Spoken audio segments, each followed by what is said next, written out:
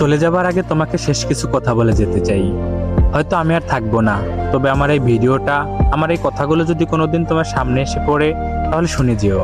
হয়তো আমার না বলা কিছু কথা তুমি শুনতে পাবে।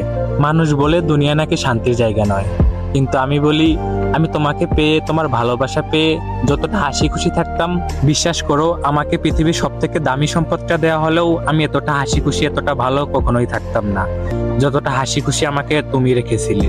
আর তারপর তুমি আমাকে যখন শত অবহেলা দিতে শুরু করলে, আমার থেকে দূরত্ব বাড়িয়ে দিলে, তখন জানি আমার মনে হতো আমার পুরো পৃথিবীটাই আমার থেকে দূরে চলে যাচ্ছে। আর ঠিক তখন আমি বুঝতে পারলাম যে প্রিয় মানুষকে ছাড়া দুনিয়ার বুকে বেঁচে থাকা কতটা কষ্টের হতে পারে। আর তখন আমার আশেপাশে থাকা মানুষের বলা সেই পুরনো কথাগুলো মনে পড়লো, যারা একসময় আমাকে বলেছিল যে দুনিয়া শান্তির জায়গা নয়, দুনিয়া হচ্ছে কষ্টের জায়গা। দুনিয়া যদি শান্তির জায়গা হইতো, তাহলে আল্লাহ তাআলা কখনোই জান্নাত বানাতেন না।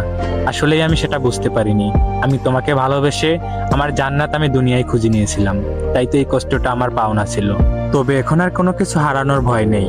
একসময় যেটা হারানোর ভয় করতাম, সেটাই তো আজকে হারিয়ে গেছে।